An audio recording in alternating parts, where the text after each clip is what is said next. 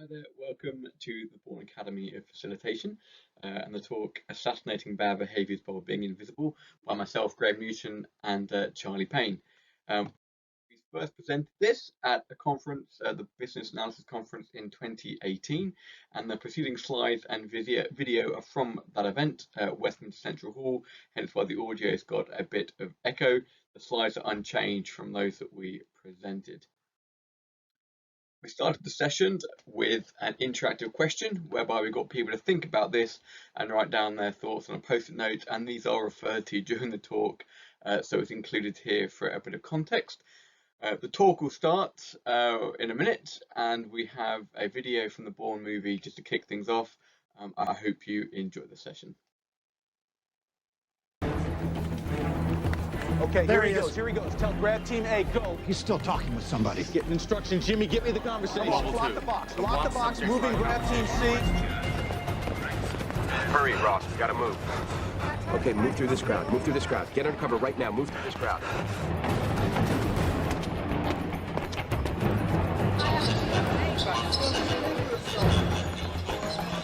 Get in the store. There's someone on your tail. Get in the store. You're going to proceed out the east exit. That's to your right as you come into the store.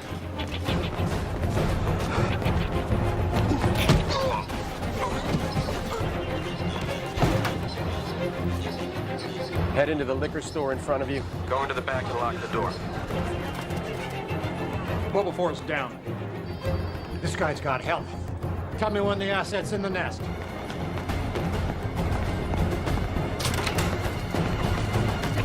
Get me a feed in there.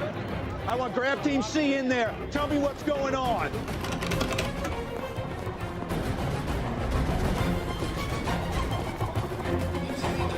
Team 4's mobile.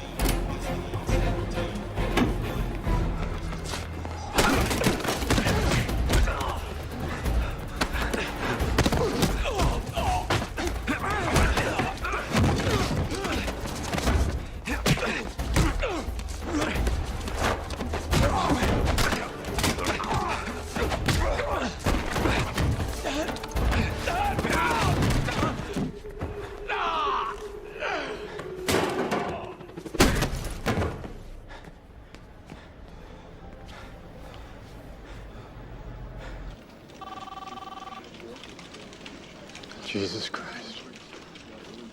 That's Jason Bourne. Assassinating bad behaviours while being invisible. Now, we at National Grid are privileged to be trained quite well in the ability to facilitate in the kind of a mess. And I think when we talk today, we all work in mess as BAs. And our trainer, when he was very practical, he takes us through when we do our exercises and see how we're doing it. And Will said to me, Charlie, you use this stuff, you'll be deadly. I was like, deadly? Okay. And I thought about it, and we went to practice, and I realised, yeah, you're deadly. Deadly at taking out the bad and challenging things in the workplace when people can't collaborate. And it made me think, who's like that? And it's kind of done covertly. And it reminded me of Jason Bourne. Because in the film, Jason Bourne, if you don't know him, he's an assassin, but he's not just a normal assassin that takes people out. He's meant to be the guy they don't send to kill, they send him to be invisible. They send him because he doesn't exist. And this stuff here we want to share with you is how to assassinate those bad behaviours without people even noticing, and conversely, create high-performing teams as you go through the collaboration space. Sorry, Charlie, is it? What's this? This is what okay. So this feels like just you can do it like this. Today we want to show you a better way. My name's Graham Newton. I get the privilege and curse to work with Charlie Payne in this space. And we've got assassinating bad behaviours, as we call it, as we're trying to get people to collaborate well together, as you can navigate the sort of kind of change kind of landscape that we work in. You could do it like Jason Bourne, using physical violence, but there is a better way to do it. And we wanted to share that with you today in the next 45 minutes or so. And underpinning all that we're going to share, underpinning the structure that we like to operate under, the 4 Ps. And it's a structure I'm going to share with you in a few moments. And it's a thing we really want you to take away from today's session, to see what it is and to see how you can apply it in the context that you work in. And here it is. So it starts off, the first P is product. We're all delivering something. We're working to solve a problem or exploit an opportunity so that we can deliver a product or produce a successful outcome. Brilliant. P number one. P number two is the people. We work with people. They're people that are going to be delivering the product or going to be a recipient of the product. So there's people involved, the second P. And the third P is how we get the people to the product and manify a process, a delivery process or some other thing. We have to kind of get those people through the journey to deliver that product.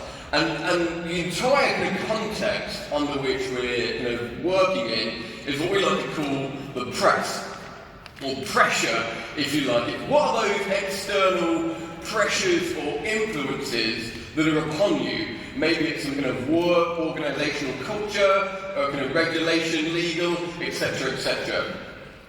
And these things we want you to see are in play all the time.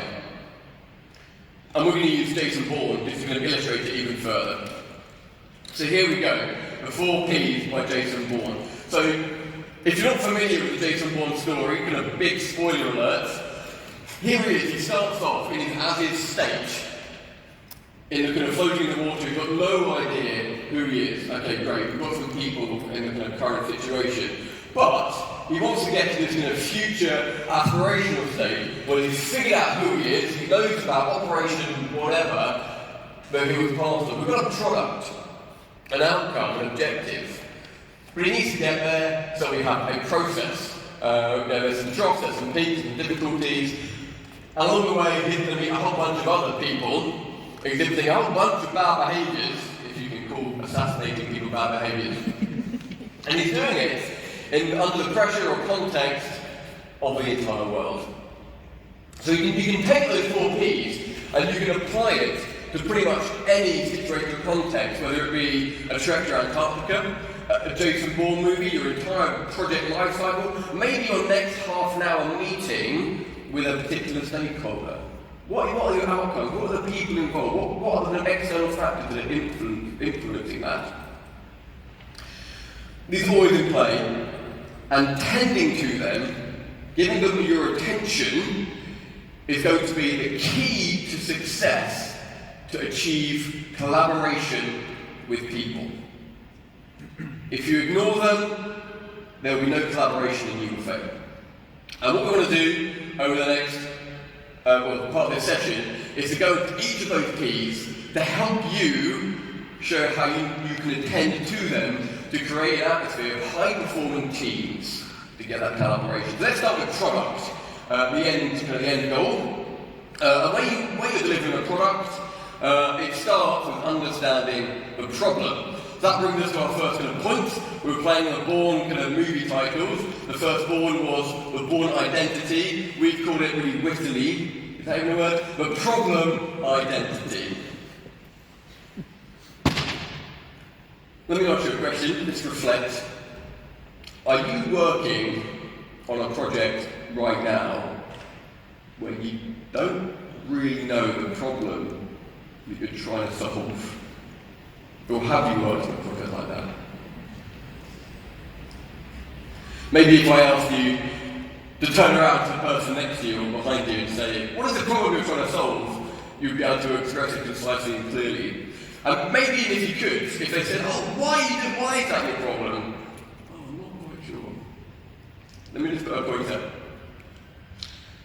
We fail more often because we solve the wrong problem than because we find the wrong solution to the right problem. Just reflect on that for a second.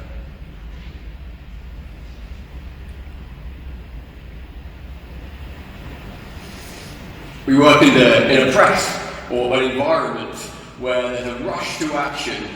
We need to deliver solutions today. And so the value of analysis is missed. And we don't spend the time to identify the problem, or more likely the problems that we're trying to solve to deliver a really valuable output. But actually it's worse than that. Because not only do we not only identify the problem, we often don't understand and identify the problem type. So how you can understand, if people don't know what they're working on or towards or why, then how are we going to collaborate well when you start to see bad behaviour start to come out? So being clear on what the end state is and what's driving is the first thing if you want to understand where collaboration gets a chance to thrive. We know where we're trying to go towards or where we're coming from. But then we said, it's not just for identifying the problem or the opportunities, it's actually knowing what type of problem we're dealing with. And you'll see up here, we have about different problem types. And along the bottom you've got technical complexity, and along the side you've got kind of social complexity.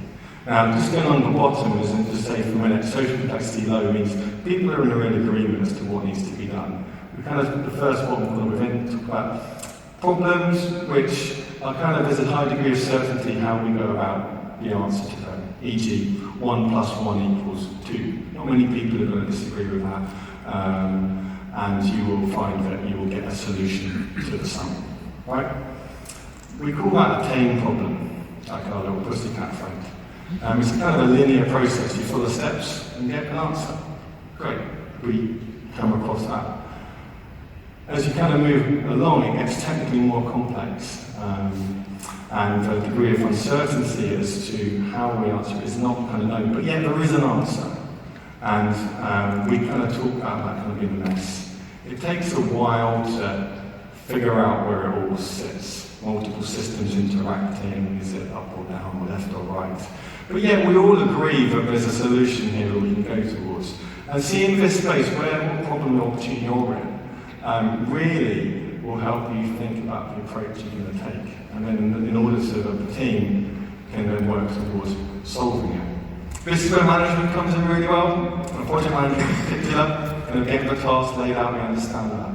Yet, I want to kind of take it up the level, where we start to go around the social complexity, where people aren't necessarily all in agreement, they aren't necessarily all in harmony. They're kind of divergent in their thinking, they're different groups, different departments, different companies, different worldviews, different. In fact, they might even not like one another. We call those a kind of wicked problems. And this is the space we find we end up in a lot, but we don't label it and people don't know we're in it. But what about if it gets technically complex as well as people complex? What do we call that? What's that space?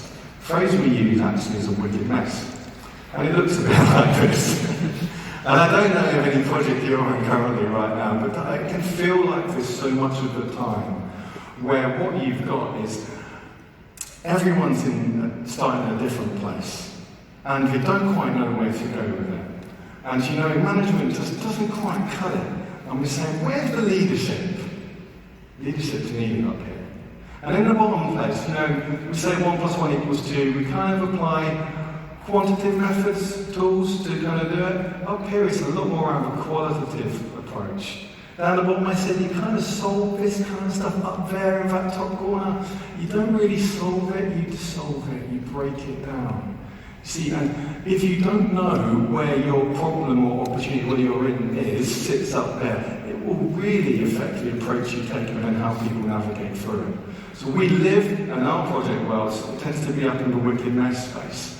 And when we talk about that, fundamentally, we've heard it earlier on, psychological safety and trust are often the big issues to establish because people have very different viewpoints, which may be equally valid from their perspective, but yet we don't even prepare to listen to the other perspective. So therefore what happens is an undermining of what's called trust. I'm not really listening to you, you're not competent, I know my way, you know your way, good luck. And then we're off. Good luck solving that problem, people. So we're going to hand over to Graham just to talk about kind of some of the fundamental core tenets that then start to get you to be able to work well in the wickedness space. Thanks, Charlie. Yeah, so before we can even get to dealing with some of the technical aspects of finding a solution to a problem, we need to deal with the people complexity. And where you've got people thinking different things, people thinking that their view is the only or best way, you're in this wicked mess space. And so to start off with, we've got to think about thinking, about how people think. And whenever you get groups of people together to collaborate, you generally find that there are kind of two types or two ways that people think.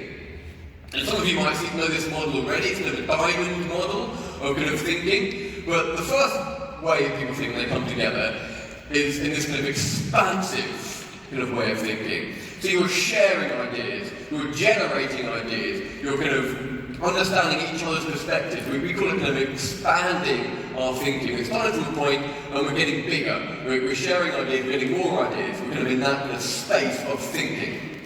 And then the other side of the diamond is when we're taking those perspectives, we're taking those views, we're taking those ideas, and we're now saying, okay, which ones are we going to take forward? How are we going to progress in this project or whatever environment you're working in? And we call that focusing thinking. We kind of expand, we go out and generate ideas and potential ways forward, and we then say, okay, which of those are going to work best? Let's focus. But what you'll find, when you're in the wicked mess space and you've got people saying, I'm right, no, I'm right. When people share ideas, it doesn't work quite like a diamond. I wonder, have you ever had to share an idea or been asked, what do you think about this? And you say, oh, wouldn't it be great if we did, no, but, however, this. You hear no buts and however. Go back on whenever you go back to your office and listen out for the no buts and no howevers. That is people cutting across in that kind of generating mindset thinking. Just have a reflection on it. When that happened to you, how has that made you feel? Maybe just turn to the person next to you for 30 seconds and just going to say, yeah, that made me feel like this. Just have 30 seconds to share. How's it made you feel when someone's cut across you with a no or a however? And instead of going to our diamond, when we kind of focus or merge those two thinking we end up with two crosses. The first thing we lose is any value from the idea that was being shared. Anything good about that could be exploited to kind of be a benefit in that product or whatever you're driving towards is lost. And the other cross is that you've now lost that person. You're breaking down trust, you're removing that psychological safety which is so important when we're working in teams. And instead, people withdraw, they disengage. Oh, if I want to get cut across every time I share an idea, I'm just not going to say anything. Even though it could be brilliant. We see that so often. But why is it that this happens when we're in a wickedness state? Well, it's because of this. From John Gamble. Faced with given the choice between changing one's ways or proving that there is no need to do so, almost everybody gets busy with the proof. Our default position is to think, no, my view is the best view. And then we just say, obviously, anyone who disagrees with me, I'm just going to close that down because it's not my view. That's kind of our default position. But it's everybody else's default position. And that's kind of where we kind of perceive these bad behaviours. And what we've got to do is understand how can we break through that? How can we break through that so people are open to other ideas? How can we break through that so we can collaborate better to get to a really kind of high-performing team environment? And quite simply, the solution to that is to separate the two thinking types into distinct types. So here we go again, here's our diamond, separate it out.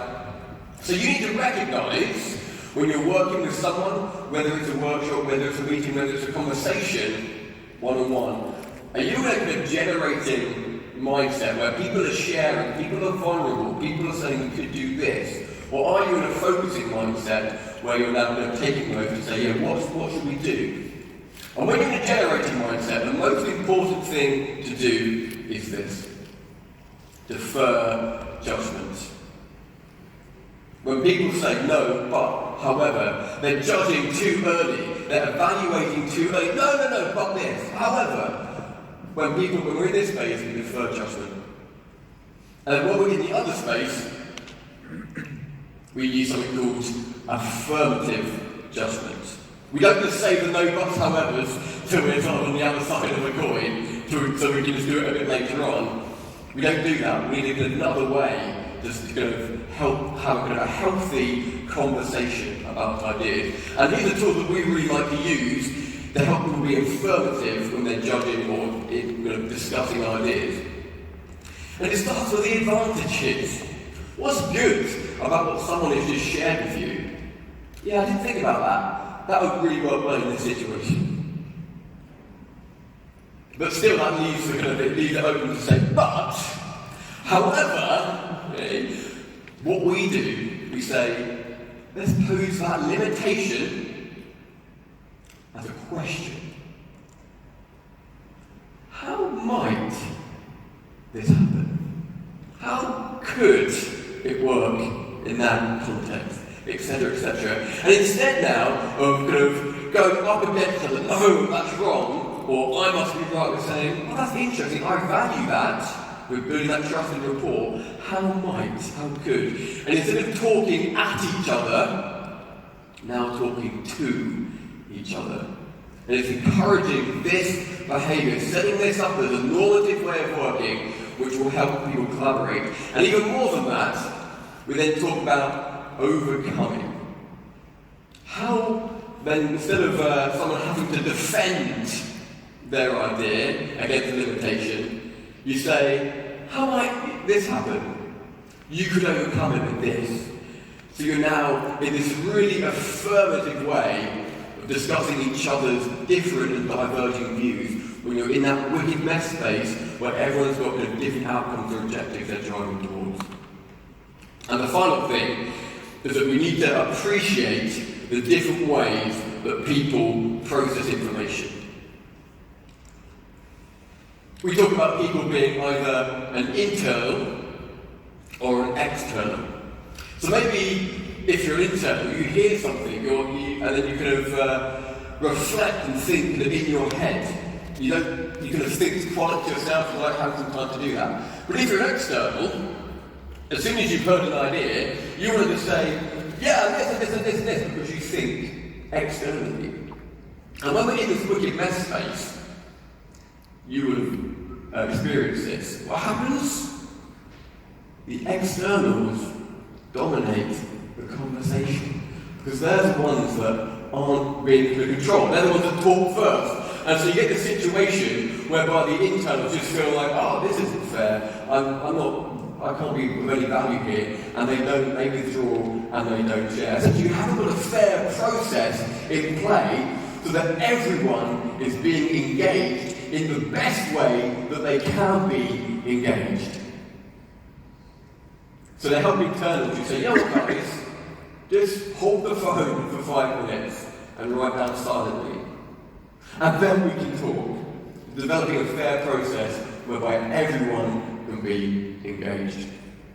So we thought about problem identity, problem types, dealing with some of the bad behaviours to kind of understand when we're working in a wicked mess what it's like. But what about leadership? How do we lead through this space? So the second film is called supremacy. And we think, well actually the role of a client or a leader or leaders for clients is really key for working through the wicked messes.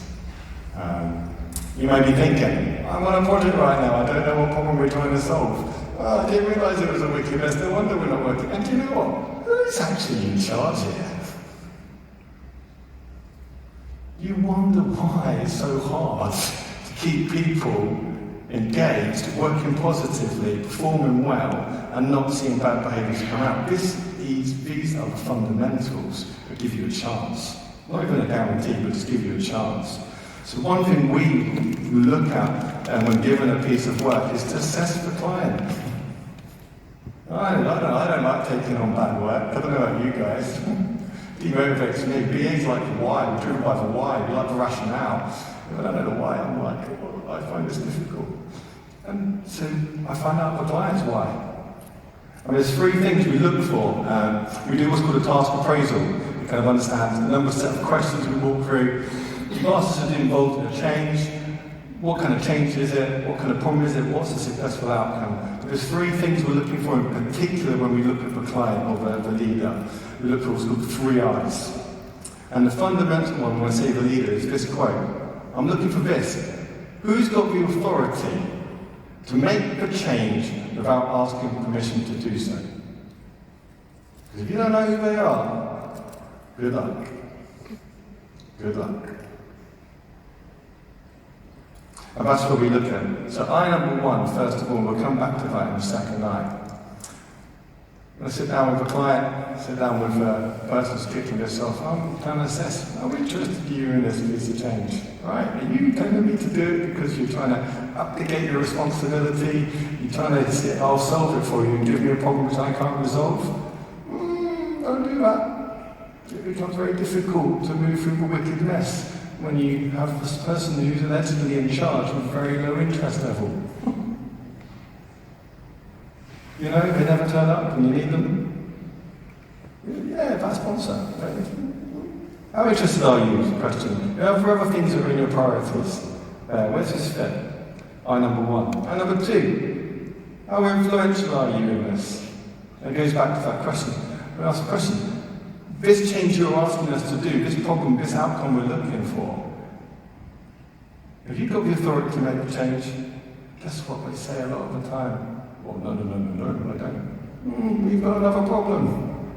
And the third eye, which actually is really helpful to understand from the client, understanding the client's perspective, is what type of change are you looking for?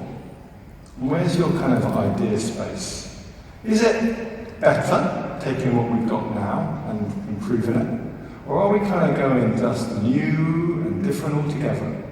Because if we're determining understanding where they're at, really affect the tools and the techniques that you're going to start to use to help to move people through that space. Because remedial work, making something better, very different from doing kind of elevational work, and we don't know where this is going. So you need to understand there. And one of the quick tells very quickly is with the client is, I love it when we just take a blank piece of paper and build it out. I'm like, yeah, you like to explore, which is great. I'm going to need to keep you on track. Because you will explore all day long around the why. Whereas I just want to make it better. You're just going to not really move it too much, and you maybe miss opportunity. I'm clocking that already. So those 3 I's. The biggest one being the authority to make the change. So, do us a favour, just to get the energy up, stand up for me please. Looking at that question up there, turn to the person next to you, and just think, what can you do? Talk to the person. If you realise the person in charge of the piece of work you're on doesn't have the authority to make the change or has other higher ranked priorities, what could you do? Very quickly, one of the things on the top level, when you realise someone's not got the authority, is I tend to say to them, do we need to find out who does? Yeah, that might be a good idea. And if you can't do that, perhaps we should change the task to something that you can resolve.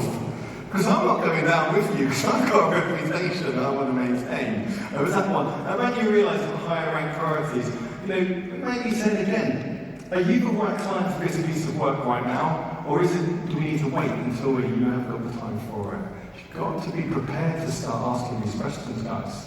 Or you're going to end up with bad behaviours everywhere.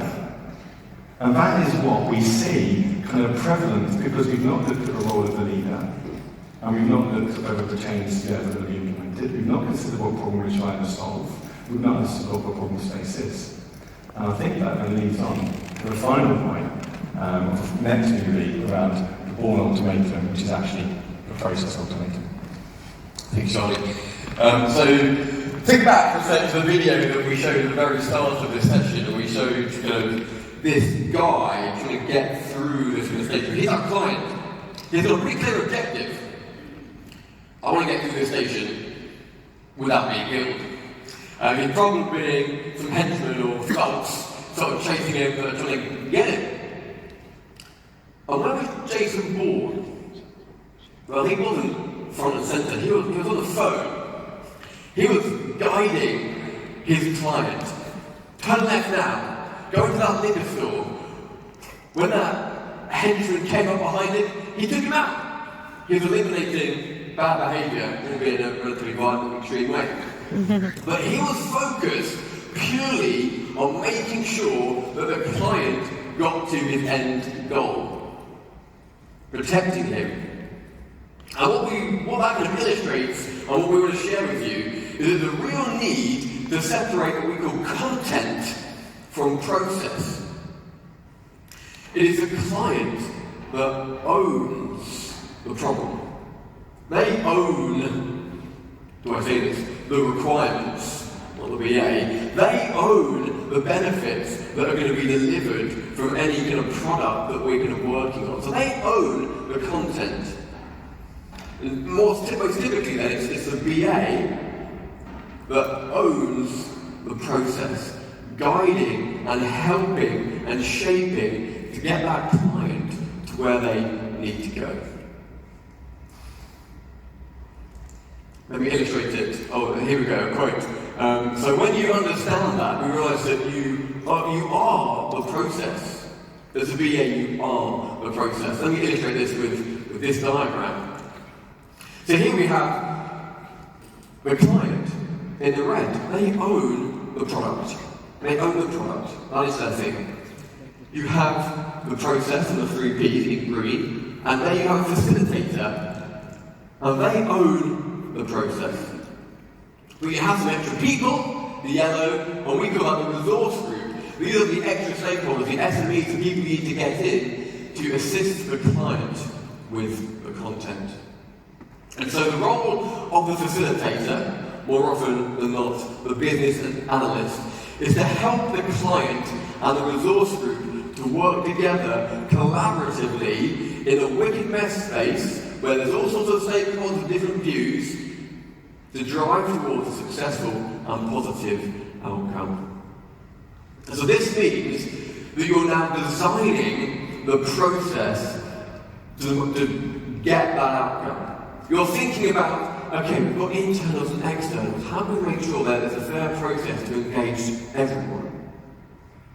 You're thinking, okay, our client, he wants something radically different. Well, let's use some BA tools and techniques that are going to help creativity in that realm of thinking. But more than that, you're going to be helping the client be a good client and guide him through. But any client or sponsor, and you'll appreciate this from your own projects, often change their mind, often want to do something quite different at the last minute. And when you own the process, that's okay. Because you've got things in your back pocket that you can adapt. Okay, we're now going to do something over here, we're now going to do something over here. But you don't care, you don't own the outcome, you own the process of getting the client to the outcome that they want. And the final thing that you do as a facilitator is helping instill what we call the norms, the normative behaviours that I spoke about earlier, about sharing with people how they can defer judgment. Oh, you just said no. Don't you mean how could? Or you explain to them we're working in a wicked mess state. You explain that to them so they begin to appreciate what it is to collaborate together and what we have to overcome to drive to this positive outcome. And then we're left with our final P, the press. And once you own the process, you can influence and control the press. We call it the climate.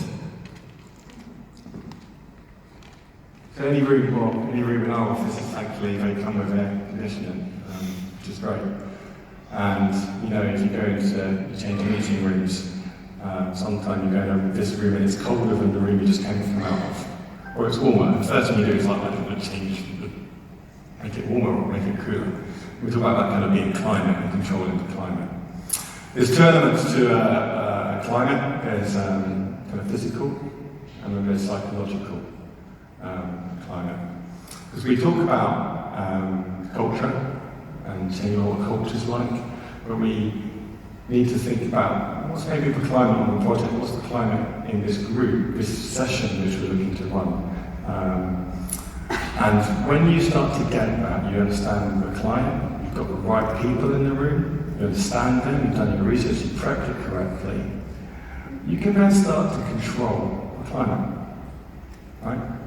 And that's how you start to really, really bend the way people work from bad to good. So, culture, nice little tree, we love these tree things. We talk about the traditions, the beliefs, the customs, the history and the values. These are established over time. Don't change them slowly, don't change them quickly. You think you can, good luck on that front.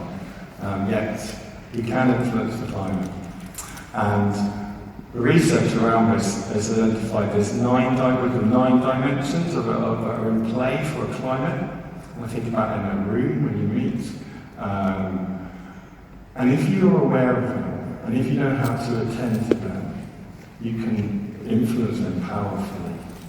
And that's when you start to assist with enabling people to collaborate well and to navigate that wicked space.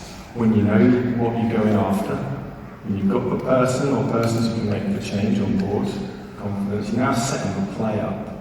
And I want to kind of fire them up so you can see them, and maybe just start picking on a few, and then maybe tying them back to what we've done in how we designed this session.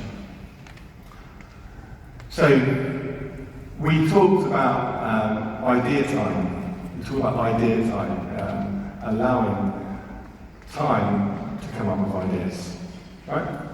That's the generation side, right? The expansive, allowing time. We talk about idea support. So when you guys came in, we asked you to kind of put a question up on the board.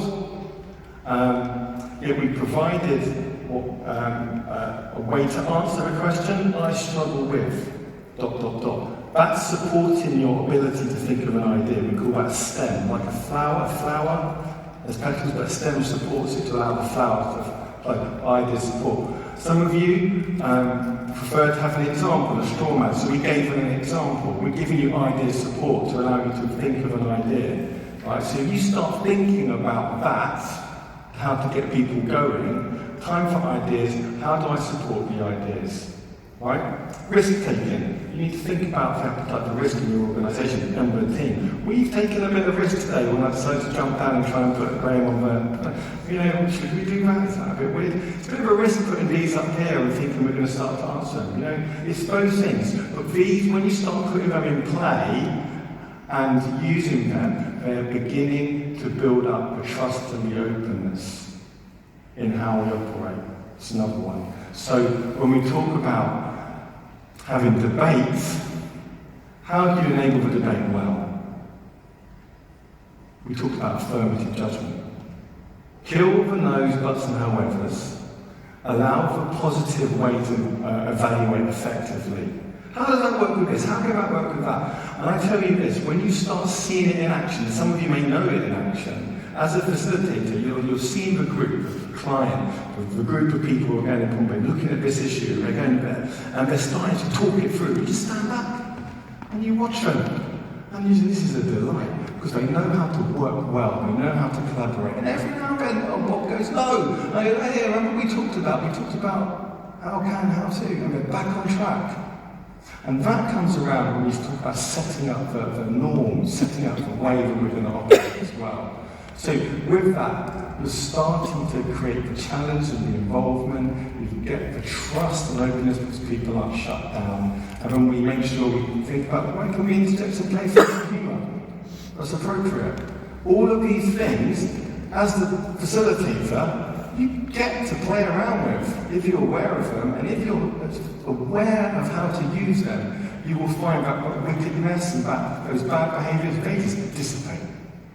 And that is amazing, and we would love you to have the confidence to kind of do that. So just wrapping ourselves up in these last 5 minutes, kind of going over here and seeing what you guys have shared, and I'm sure there's more. I want to kind of just see if we can go back to the 4 Ps we talked about. We said that everything should settle in within either a product, people, process, or press, kind of a climate, or the way it works in, and pick off a few. Our promise is to write these up, to put them in, to group them properly, because I probably got a bit too much for me to assess in one go, and then provide some really good answers that we think we can apply to each of them, and to make that available to you all. I saw there was a real key thing, going off topic, keeping everyone on topic, people going off on tangents. going too low level and trying to solutionize, people not sticking to the meeting, the goals and the agenda, participants going off topics, people with a hobby horse or innate bias. What's that? What's that? Where's that bit? Off topic. Sits in the people, the process space. Is it there? Right? What can you do to control that? What can you do? Like shout out. I'm going to just throw good ones. One is when I see these going on too much, excellent, thank you very much. Seems to me this needs another deeper dive.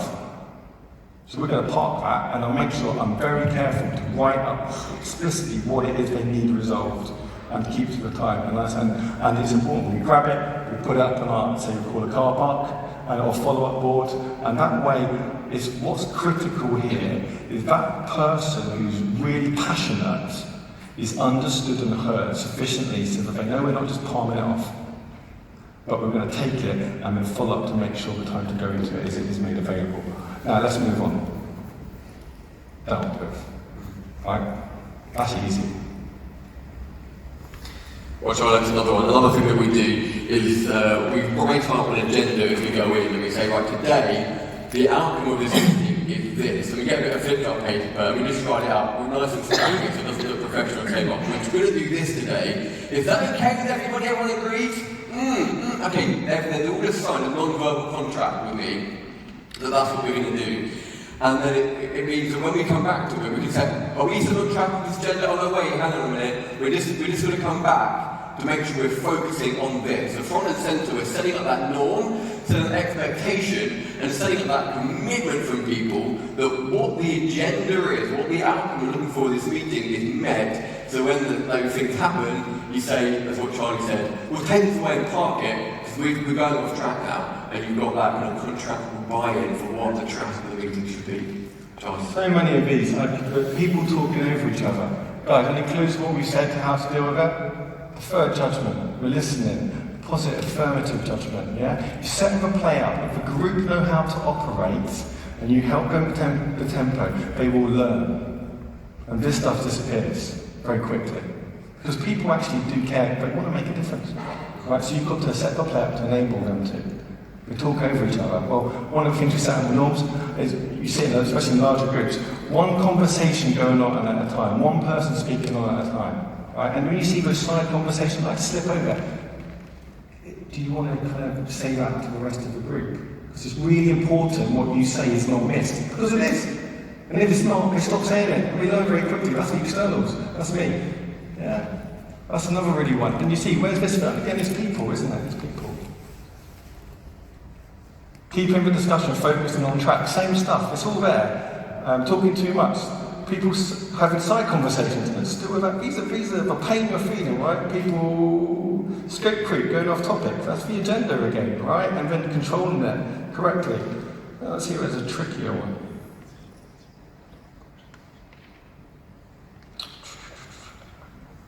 Or Charlie looks, I'll just share on the kind of deferring judgment and affirmative judgment. And again, it's setting up that non-verbal contract at the start of the meeting, saying, look, guys, what we're going to do today is when we have one person talking, is everyone okay with that? Okay, and how we're going to do this is, we're going to say how good, how might. We'll write them up on the whiteboard on a bit of paper, put them front and centre, so that people kind of have them kind of in their vision throughout.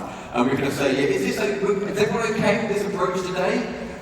And people, we find, always say yes. And so then it gives you the opportunity to say, look guys, you've agreed to work in this way, and we pull them back on track. So it's setting up that commitment to work in a collaborative way really early by sharing the norms, not just by a lecture, by saying, this is what we're doing, command and control, but saying, guys, are you okay with that? You know, we've experienced, we know meetings can go off track, don't they, when this happens. Well, in this meeting, let's do this to make sure it doesn't. You're kind of getting their emotional commitment to behave in a certain way, so they'll see it, and other people in the room will see it when it starts to go a bit awry. Eating fingernails. I'll be honest with you. You've got me. Anyone ever up to that one? Not doing it, but seeing it. I don't think so. That must be an internal person. One stakeholder falling asleep. Oh, yeah. It's really a good point, actually, of are you aware of the energy levels? So I got you stand up, got you talk at different points, and try to think about the energy through the flow. people will fall asleep if you just go on for too long. I mean, they might fall asleep if you don't go on at all, but because they're tired. I mean, that thing's about understanding the like medical situation with people. We can. I'm looking forward to writing these up and giving them back to you.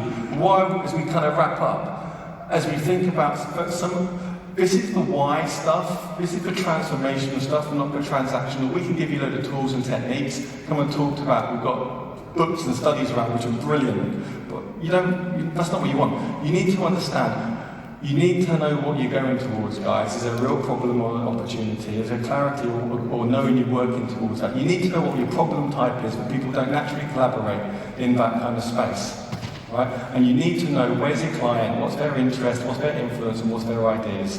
You need to know that you can run the process, you can own it, you've got the power to control the climate if you know what the dimensions are of them. Right? And all these things, these just become easy. So before we did all this training, I'll be honest with you, stuff like this petrified me. It did. This is a really difficult group, lots of people don't get along with each other. I'm like, oh no. Now I'm like, bring it on. Bring it on. And this is what I want for you lot. Bring it on. So thank you very much. Come and speak to us today and tomorrow if you want to know more, and enjoy the rest of this conference. Yeah, so just to close, I don't want to premature clapping. We didn't come Premature clap, my bad. Just to share a story, we've got a minute, which is just on what Charlie was saying. Last Monday, I got a text from Charlie at 10 past 8, so 10 to 8 in the morning, saying, Graham, I've been sick. I'm facilitating a workshop today with a senior leadership in IS, in our organisation, but I can't do it. I know you don't have a clue about any of the planning that I've done, but can you do it for me? It's true. It's true, it's absolutely true. And I said, yeah, because I didn't need to know the content. I didn't need to know what was happening. I knew I could get to that meeting, say to the client, what's your outcome? Okay, great. Right, and I knew I was going to own the process. Like I said, I had my AK-47s, my Sharpies and my Post-its, and flip-chart paper. And I could turn up and I could do all this stuff. I could set up the norms. I could help drive the client to the outcome they could do. But I had those tools in my pocket, but that doesn't really matter. I knew that I was owning the process and that I could help them get to that. So this in turn, that's kind of what it's like when you're in this space. You don't need to know the content because you're owning the process. Just to finish with a quote from the Bourne movie. So Bourne used to be not Jason Bourne. He used to be a bloke called David Webb, and from now on, he'll be known as Jason Bourne. We want to say, you're no longer business analysts. From now on, you'll be known as Jason Bourne Facilitators. Welcome to the program.